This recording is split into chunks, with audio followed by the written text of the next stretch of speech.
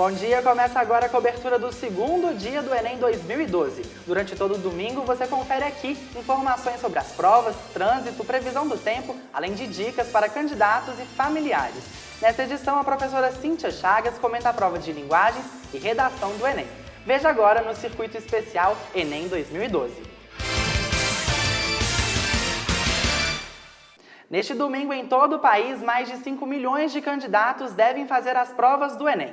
Entre os assuntos de hoje estão linguagens, códigos e suas tecnologias e redação. No nosso estúdio, a professora de português, Cíntia Chagas, fala sobre o que os candidatos podem encontrar nas provas de logo mais. Bom dia, professora. Muito obrigada pela entrevista. Eu começo perguntando o que os organizadores do Enem chamam de linguagens, códigos e suas tecnologias. Bem, Matheus, é a prova que abarca a língua portuguesa, a literatura e as línguas estrangeiras. E, de maneira geral, o que o candidato pode esperar dessa prova? Ele pode esperar uma certa mistura, vamos dizer assim. Muitas vezes a gente não consegue nem definir tanto se a questão é de língua portuguesa, se é de literatura. Há sempre uma mistura nessas questões. Sobre a literatura, professora, o que é cobrado em linhas gerais aí na prova? Olha, Matheus, em linhas gerais, o que a gente poderia dizer é o seguinte. Vai bem em literatura no Enem o candidato que tem um conhecimento cultural vasto.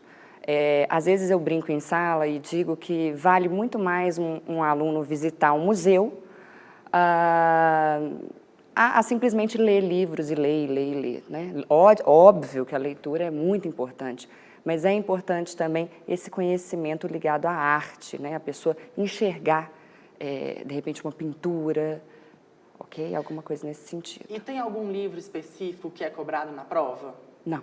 Nenhum livro? Não. Professora, agora, todo mundo sabe, a prova do Enem, em geral, ela tem muitas questões que envolvem o português. Ao longo dos próprios textos mesmo das questões. Quais são as dicas para se ter um bom desempenho de leitura sem atrasar no tempo da avaliação? Isso é muito importante, Matheus. Olha só, o que eu aconselho é o seguinte, eu acho que os alunos deveriam, antes de começar a ler o texto em si, ler a fonte, porque a fonte ela pode ser muito preciosa. Pela fonte o aluno percebe, por exemplo, qual o veículo, né?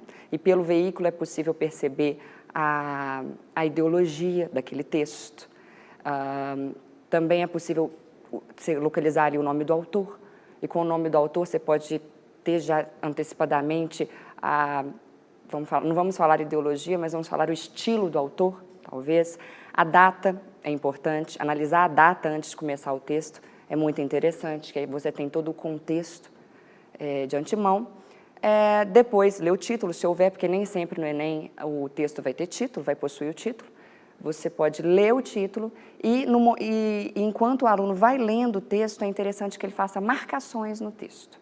Quanto mais o texto do aluno for marcado, maior a chance de esse aluno ter êxito na prova. E marcar também puxando chave e escrevendo o assunto, né, o tópico, na verdade, não o assunto, o tópico, o foco daquele parágrafo. Isso é muito interessante. Essas dicas, claro, funcionam aí para todas as provas, matemáticas, ciências biológicas, em geral. Com certeza. Ele vai usar isso, com certeza, muito mais numa prova de história, numa prova de geografia, numa prova de língua estrangeira, de literatura, de português. Mas é sempre válido que a gente analise bem antes de responder, né, o texto. Muito bem, professora. Agora, muito comentado sobre o novo sistema de correção aí da prova de redação. O que isso muda na hora de fazer a prova? O que o candidato deve ficar mais atento? Bem, no momento da prova, nada, né, basicamente. Mas o candidato, vamos dizer que ele ficará mais feliz neste ano, porque neste ano você tem a mudança da pontuação. Se houver discrepância da correção do primeiro corretor para o segundo, uma discrepância de 200 pontos, de um modo geral, ou de 80 pontos por competência, essa redação ela irá para um terceiro corretor. Eu acho que isso é um grande ganho do Enem nesse ano. Agora, há uma fórmula, uma receita para construir um texto, uma redação de maneira a atingir uma boa pontuação? O que a gente deve considerar mais? O conhecimento do tema, a habilidade de articulação aí de argumentos, ideias, a gramática? Em relação ao Enem, o que a gente percebe é que a norma culta, ela não é tão valorizada como ocorre em outras faculdades, em outros vestibulares. Mas isso não quer dizer que o menino possa deixar de lado a norma culta. Ele vai olhar a norma culta, ele vai escrever um texto de acordo com a norma padrão. Mas o que o Enem cobra mesmo, o que vai fazer a grande diferença na hora da prova, é o que a gente chama de conhecimento de outra área. É o aluno demonstrar que ele tem conhecimento da filosofia, da história, da sociologia, de outras áreas, mas, obviamente, esse conhecimento deve estar de acordo com o texto. Não adianta só o aluno escrever, citar algum filósofo, se isso não estiver bem relacionado com o texto dele. E a gente tem a última competência, que é a competência da solução, que deve ser democrática, compartilhada. É sempre interessante o seguinte: primeiro, haver a solução, claro. Segundo, essa solução ser viável, porque muitas vezes o aluno escreve, né, eu estou me lembrando aqui de certas coisas, que cada aluno na rede pública deveria ter um laptop, por exemplo, né? Seria muito bom se isso ocorresse, mas isso não é muito viável na realidade brasileira. Então, deve haver uma solução viável e ele não só deve colocar a solução, como também deve explicar essa solução. A solução é X, essa solução é viável e o modo de executar essa solução é esse. Dessa maneira, talvez o aluno esteja colocando o seu posicionamento no texto. Exatamente. Isso é importante? Muito. É interessante que logo na introdução o aluno deixe bastante claro qual que é o posicionamento dele em relação àquela questão. Ele vai ser avaliado já na introdução pela presença de uma tese. Qual a tese, que tese esse aluno está defendendo? E essa tese, obviamente, deverá ser corroborada ao longo do texto. Professora, em 3 anos, de 2009 a 2011, a quantidade de redações anuladas cresceu 168%. Em 2011, foram 137.161 redações zeradas, o que corresponde a 2,5% do total. Por que isso está acontecendo? Será que os candidatos não estão se preparando adequadamente para essa prova? Bem, zerar a redação no Enem é uma coisa um tanto quanto difícil, né? Esse dado aí é um dado que até surpreende. Se o aluno está zerando, provavelmente, né, se os alunos de um modo geral estão zerando, provavelmente isso se deve ao fato de ele não ter escrito um texto dissertativo argumentativo, né? Porque você tem que escrever um texto dissertativo argumentativo. Se ele escrever uma carta, se ele escrever uma narração, por exemplo, ele irá zerar a prova. Se ele tiver um número de linhas insuficiente, isso também ocorre. Mas, a meu ver, o que eu imagino é que as pessoas zerem a prova não por esses motivos, mas pelo nervosismo. Porque são muitas questões e, às vezes, não dá nem tempo de fazer as próprias questões. Então, às vezes, o aluno deixa para depois a escrita da redação e acontece esse tipo de coisa. Agora, e a ordem das provas? É mais interessante que a gente faça a redação no início ou deixe ela para o final? O que eu aconselho os meus alunos a fazerem é o seguinte: eu aconselho que os meus alunos tentem fazer primeiro a redação, mas não escrever a redação completamente. Fazer o que eu chamo de esqueleto da redação.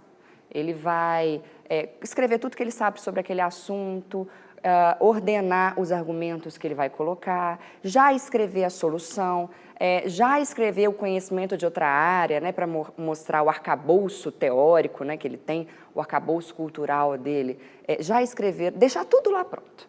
E aí ele faz a prova, e aí ele vai dar uma relaxada, né, em relação à redação, e depois que ele fizer a prova, ele deve voltar e escrever a redação.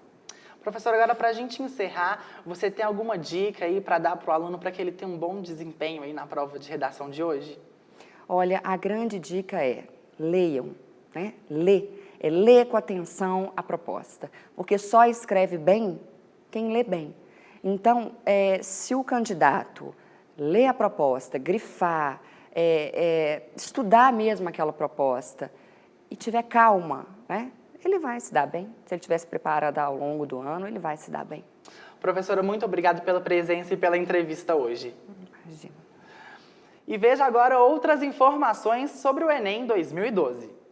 A edição 2012 do Enem teve recorde de inscrições. Ao todo, foram 5.791.247 inscritos.